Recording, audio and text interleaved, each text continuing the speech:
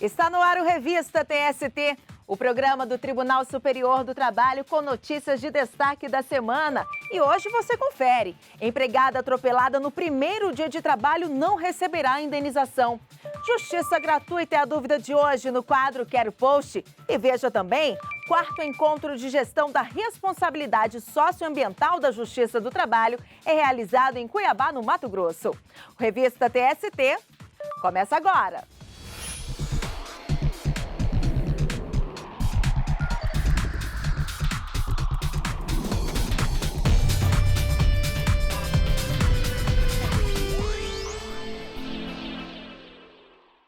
Começamos a edição de hoje indo direto à seção 1 de dissídios individuais, que julgou um caso importante. E quem traz os detalhes para a gente é o repórter Rafael Oliveira. Olá, Rafael. Olá, Namélia. A SDI1 julgou o recurso da Infraero contra uma decisão que havia reconhecido direito adquirido de uma empregada em relação à progressão especial na empresa. Essa promoção era concedida aos empregados de carreira e incorporava ao salário base um acréscimo de 70,26% do valor correspondente à gratificação de confiança. Toda a discussão na seção 1 de dissídios individuais ficou em torno do fato de a profissional ter sido contratada quando a progressão especial estava em vigor, mas só ter exercido o cargo que daria direito ao benefício depois de a progressão ter sido extinta. Com base na súmula 51 do TST, a empregada dizia ter direito adquirido ao benefício. Mas a decisão dos ministros da SDI1 não foi nesse sentido. Acompanhe o caso na reportagem. Na reclamação trabalhista, a empregada da Infraero sustentou que quando foram suspensos os efeitos do Programa de Progressão Especial, ela já havia adquirido o direito. O ato administrativo que retirou o benefício se deu em 3 etapas. Primeiro foi suspenso em 2007, depois revogado em 2008 e, por último, anulado em 2010. A profissional foi admitida pela Infraero em 2003. Entre os anos de 2010 e 2015, ela passou a exercer funções de chefia. De acordo com o sistema de progressão funcional, ficar no cargo de confiança por 3 anos consecutivos era requisito para ter a incorporação salarial definitiva. Dessa forma, ao ser exonerada do cargo de chefia, a empregada alegou que tinha direito à incorporação, pois quando entrou na empresa, o benefício ainda existia. Ela usou como argumento a súmula 51 do Tribunal Superior do Trabalho, que diz: as cláusulas regulamentares que revoguem ou alterem vantagens deferidas anteriormente só atingirão os trabalhadores admitidos após a revogação ou alteração do regulamento. Mas o Tribunal Regional do Trabalho da 10ª Região, que abrange Distrito Federal e Tocantins, afastou a condenação aplicada pelo juízo de primeiro grau, que reconhecia o benefício como direito da empregada. Para o TRT, a progressão especial não é devida à profissional. O caso chegou ao Tribunal Superior do Trabalho. A 3ª turma entendeu que, apesar de a empregada ter sido admitida antes do fim da vigência da norma, ela somente completou o requisito dos 3 anos do exercício de função de confiança após o processo completo de suspensão, revogação e anulação do benefício. Portanto, não há que se falar em direito adquirido. Na seção 1 de dissídios individuais do TST, a profissional alegou divergência jurisprudencial. O relator do recurso na SDI1, ministro Alexandre Ramos, destacou que a aeroportuária exerceu função de confiança após o ano de 2008, ou seja, posteriormente à data de revogação do sistema de progressão. Assim, o relator seguiu a decisão regional e votou contra o pedido da empregada de incorporação salarial. Por unanimidade, todos os ministros da SDI1 acompanharam o voto do relator.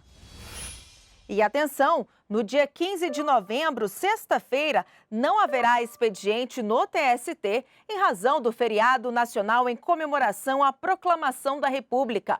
Com isso, os prazos recursais ficam suspensos, sendo retomados no dia útil seguinte, segunda-feira, 18 de novembro. E depois do intervalo, os principais casos julgados pelas turmas do TST.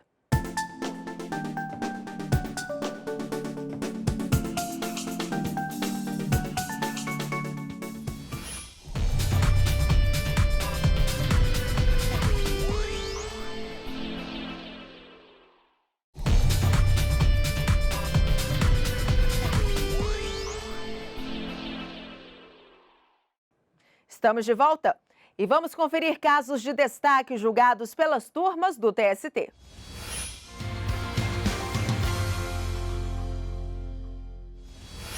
Começamos o giro de notícias pela quarta turma. Uma empregada que foi atropelada no primeiro dia de trabalho não vai ser indenizada. De acordo com o processo, a profissional foi atingida por uma moto ao atravessar a rua para assinar os documentos referentes à contratação. Ao julgar o caso no TST, o relator, ministro Caputo Bastos, entendeu que o acidente não teve relação com o trabalho e, por isso, não há responsabilidade do empregador. Ainda de acordo com o ministro, o acidente ocorreu antes mesmo de a empregada ser contratada, o que afasta o nexo causal. A decisão foi unânime. E a oitava turma reduziu o valor de indenização por dano moral a ser paga pelo Itaú Unibanco à empregada vítima de assédio moral. De acordo com o processo, a gerente comercial do Itaú Unibanco sofria diariamente assédio moral e cobranças abusivas para o cumprimento de metas. Além disso, trabalhava sob constante ameaça de demissão. Ao julgar o caso, o Tribunal Regional do Trabalho em Minas Gerais aumentou de R$10 mil para R$15 mil o valor da reparação por dano moral a ser paga à profissional. O banco recorreu ao TST. A relatora na oitava turma, ministra Dora Maria da Costa, avaliou que a decisão do TRT não estava de acordo com os princípios da razoabilidade e da proporcionalidade.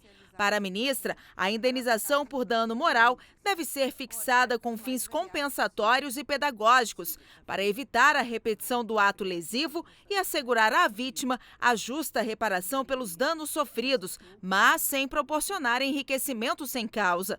Nesse sentido, a relatora propôs a redução da quantia para R$5 mil. Por ofensa ao artigo 944 do Código Civil e dar-lhe provimento a fim de reduzir o valor para R$5 mil. A decisão foi unânime. Um auxiliar técnico de efeitos especiais vai receber parcelas a vencer de ganho eventual. A decisão é da segunda turma. O profissional foi contratado por 2 anos pela Parceria Serviços Temporários, empresa que prestava serviços à Globo Comunicações e Participações. Após a dispensa, o empregado pediu na Justiça a nulidade do contrato de trabalho com a prestadora de serviços e a declaração de relação de emprego diretamente com a emissora. Na reclamação trabalhista, ele afirmou que trabalhava na Central Globo de Produções, o antigo Projac. O vínculo foi reconhecido em primeiro grau, assim como os demais benefícios concedidos aos empregados da Central Globo de Produções. A sentença, no entanto, foi alterada parcialmente pelo Tribunal Regional do Trabalho da Primeira Região no Rio de Janeiro. A decisão do TRT excluiu o chamado ganho eventual em relação às parcelas ainda não vencidas na data do término do contrato. A bonificação representa 30% do salário e é paga mensalmente. O caso chegou ao Tribunal Superior do Trabalho depois que o empregado apresentou recurso. Na segunda turma, a relatora, ministra Delaide Miranda Arantes, observou que é aconselhável que a condenação da empresa se estenda às verbas a vencer para evitar sucessivas ações. A ministra citou o artigo 323 do Código de Processo Civil, que diz: na ação que tiver por objeto cumprimento de obrigação em prestações sucessivas, essas serão consideradas incluídas no pedido, independentemente de declaração expressa do autor, e serão incluídas na condenação enquanto durar a obrigação, se o devedor, no curso do processo, deixar de pagá-las ou de consigná-las. A decisão foi unânime. Encerramos o giro de notícias com um destaque da terceira turma. A Universidade de São Paulo foi condenada a pagar adicional de periculosidade a um encanador que trabalhava com equipamento energizado de baixa tensão. Inicialmente, os juízos de primeiro e segundo grau haviam negado o adicional. Entenderam que o empregado não trabalhava com sistema elétrico de potência nem com instalações similares. O caso chegou ao TST. O relator na terceira turma, ministro Maurício Godinho Delgado, ressaltou que o laudo pericial concluiu que o encanador trabalhava com equipamentos energizados em baixa tensão. Segundo o ministro, a parcela é devida a profissionais que realizam atividades que envolvam contato com energia elétrica em condições de risco equivalente aos dos sistemas elétricos de potência, independentemente do cargo, da categoria profissional ou do ramo da empresa. E vamos conferir uma dúvida trabalhista publicada nas redes sociais com a hashtag Quero Post.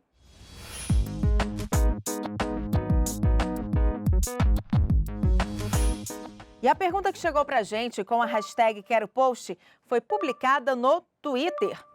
Como ter acesso à justiça gratuita em um processo trabalhista? Veja a resposta na reportagem.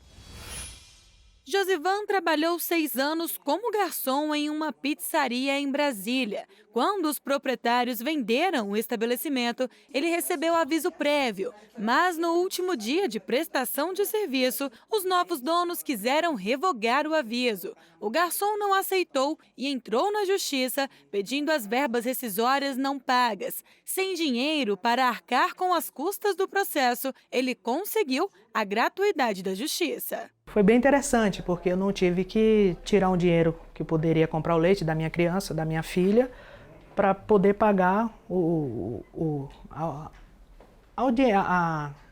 processo, né? E graças a Deus concluiu, entramos num acordo, a empresa e eu, graças a Deus agora é bola para frente e a vida que segue. Tudo foi resolvido muito rápido durante uma audiência de conciliação. A advogada dele explica que em casos como o de Josivan, que está desempregado, a gratuidade possibilita o acesso à justiça. Felizes ficamos ao final de saber que realmente foi-lhe concedido esse benefício. A gente sabe da importância desse benefício, porque sem essa possibilidade de ingressar no judiciário, tendo o apoio de não ter que pagar, tendo esse benefício concedido, a gente sabe que as pessoas poderiam ter o seu acesso restringido. Essa juíza do trabalho explica que existem 2 formas de garantir o acesso amplo de todos os cidadãos ao Poder Judiciário. Uma delas é a assistência judiciária gratuita, concedida quando a parte não consegue pagar um advogado particular nem os custos do processo. A assistência judiciária gratuita, ela é mais ampla, é quando a parte não tem dinheiro para arcar com o custo de um advogado particular e arcar com as despesas do processo. Então, nesse momento, o Estado fornece um defensor público e isenta a parte das despesas processuais. Outra forma é quando o empregado não tem condições de arcar com as custas do processo, como exames e perícias. Para esse caso, existe a gratuidade de justiça. Esses custos são muitas vezes muito altos, que vai desde honorários periciais, taxas, custas, depósitos recursais. Então, a parte tem direito de estar em juízo, demonstrando que ela não tem condições de arcar com essas despesas e ela é isentada pelo Estado. Com a reforma trabalhista, houve mudanças na justiça gratuita. Anteriormente, bastava uma declaração simples da parte juntada ao processo, dizendo que não tinha condições de estar em juízo e arcar com as despesas, sem afetar o próprio sustento e o da família. Agora é preciso comprovar, por meio de documentos, a insuficiência de recursos. As pessoas que recebem até 40% do teto do benefício do regime geral da Previdência Social, existe uma presunção de que ela não tem condições, que ela teria uma miserabilidade jurídica. E com isso o juiz já pode isentar das custas e das despesas de ofício, sem que haja necessidade desse pedido. Mas atenção! O artigo 98 do Código de Processo Civil alerta que a concessão de gratuidade não afasta a responsabilidade do beneficiário pelas despesas processuais, nem pelos honorários advocatícios, e que, se forem impostas multas processuais, a parte também terá de pagar por elas. É bem comum na Justiça do Trabalho constar esse pedido de justiça gratuita, porque o perfil das pessoas que demandam na Justiça do Trabalho são trabalhadores que normalmente estão desempregados e que não têm condições de arcar com esses custos. Então, esse é um pedido bem normal nos nossos processos. E depois do intervalo, quarto encontro de gestão da responsabilidade socioambiental da Justiça do Trabalho é realizado em Cuiabá, no Mato Grosso.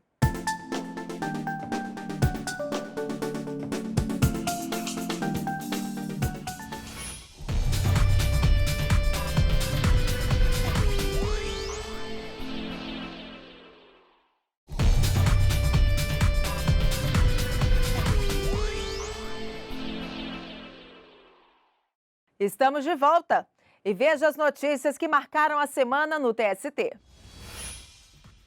A Petrobras e os empregados da empresa assinaram um acordo histórico no Tribunal Superior do Trabalho para as datas bases 2019 e 2020. A mediação foi conduzida pelo vice-presidente do TST, ministro Renato de Lacerda Paiva. O acordo prevê reajuste de 2,3% acumulado de setembro de 2018 até agosto de 2019 pelo Índice Nacional de Preços ao Consumidor, INPC. Também limita a participação de empregados no custeio do plano de saúde na proporção de 30%. O ACT prevê ainda a inclusão da participação do sindicato local na implantação de turno de 12 horas em terra de grupo de trabalho paritário para definir questões relativas à jornada de trabalho e banco de horas e de mensalidade sindical nos moldes da prevista no Acordo Coletivo de Trabalho 2017-2019 da Transpetro. O Corregedor-Geral da Justiça do Trabalho, o ministro Lélio Bentes Corrêa, concluiu a penúltima correição ordinária da atual gestão.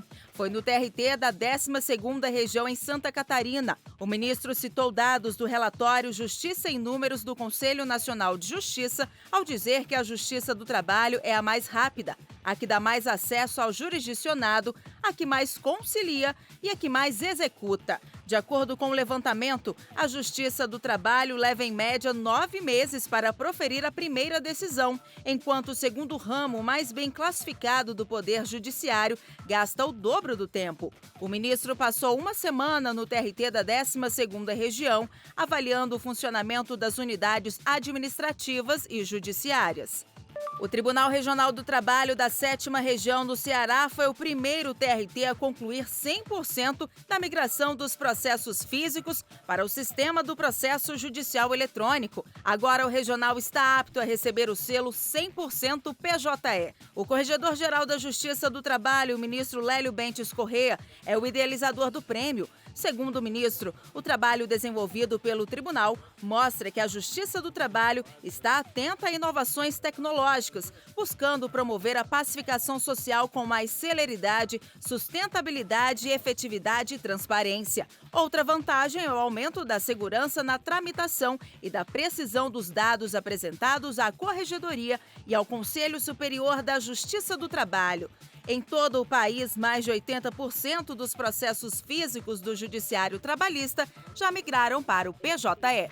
Até o fim do mês, a iluminação do Tribunal Superior do Trabalho fica assim. É a campanha Novembro Azul, que busca conscientizar os homens sobre a importância de prestar atenção à própria saúde. O câncer de próstata é um dos tipos de tumor mais comuns na população masculina do Brasil. As vítimas mais frequentes estão acima dos 50 anos de idade. A melhor forma de combater a doença é o diagnóstico precoce. Foi realizado o quarto encontro de gestão da responsabilidade socioambiental da Justiça do Trabalho. O evento ocorreu na sede do Tribunal Regional do Trabalho da 23ª Região, em Cuiabá, Mato Grosso. E na edição deste ano, um dos participantes, o ambientalista francês Geoffrey Roy, foi ao evento de uma maneira sustentável, pedalando de Brasília até Cuiabá. Um trajeto longo. Cerca de 1.000 quilômetros de Brasília até a capital mato-grossense percorridos de bicicleta. Na bagagem, apenas o necessário, mas muita consciência ambiental. Às 6h30 da manhã do dia 12 de outubro, o ambientalista francês Geoffrey Roy deu início à jornada em direção a Cuiabá. Foram mais de 13 dias pedalando. Essa experiência foi maravilhosa. Faz parte dessas coisas que quero experimentar, do que viajar de bike e também dessa importância de ter sempre um impacto menor. Então aí com a bike eu não vou usar nenhum petróleo, eu só vou usar minha energia, minhas pernas, tá? Eu só beber água, comer fruta e ter a força de pedalar. E aí descobri uma coisa totalmente nova. Do primeiro dia que eu saí de Brasília, é a liberdade total. Eu tenho tudo, tenho as alforjes com minhas coisas, e lá estou saindo para encontrar novas pessoas, ir a novos lugares, explorar o Brasil, só com a bike, totalmente livre. Geoffrey Roy é um fotojornalista e ambientalista francês que atravessa continentes produzindo reportagens socioambientais, com o objetivo de promover a conscientização sobre a importância de realizar mudanças no cotidiano. Precisamos muito mudar nosso modo de consumismo. Comer menos carne, a carne é uma das coisas que tem mais impacto sobre o clima, e reduzir ao máximo o uso do plástico. Cada vez que usamos algo que vem com embalagem, essa embalagem nunca vai desaparecer. Um plástico nunca desaparecer, e um plástico sempre vai ficar uma poluição. Essa convicção ambiental levou Geoffrey a realizar a viagem de forma 100% sustentável, sem a utilização de transporte movido a gasolina. E como todo trajeto longo, realizado desta forma, alguns obstáculos já eram esperados. Agora está acontecendo um problema com o pneu. Vou ter que cuidar disso, perder tempo. Problema resolvido e Geoffrey seguiu viagem. Após quase 2 semanas de estrada, ele chegou a Cuiabá. O ambientalista esteve na cidade para participar do 4º encontro de gestão da responsabilidade socioambiental da Justiça do Trabalho e apresentou o documentário Amanhã, que busca mostrar soluções ao mundo sobre como cuidar do meio ambiente. Da agricultura, energia, economia, democracia e educação. São as bases das coisas que realmente se precisa mudar para poder ter um futuro, porque cuidar do meio ambiente é cuidar do humano. O encontro anual foi realizado no Tribunal Regional do Trabalho da 23ª Região. O objetivo foi promover a responsabilidade socioambiental e discutir práticas e o alinhamento de estratégias socioambientais da Justiça do Trabalho, em colaboração com organizações parceiras. O primeiro dia do encontro ocorreu em conjunto com a 8ª reunião do Colégio de Presidentes e Corregedores de TRTs, Coleprecor.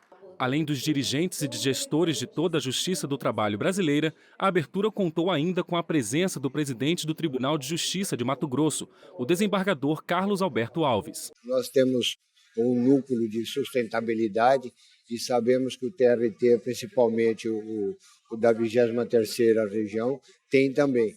E essa troca de experiência entre ambos é de grande valia para a sociedade. E o Revista TST de hoje fica por aqui. Outras notícias você acompanha no site do TST e nas nossas redes sociais. Muito obrigada pela companhia e até semana que vem.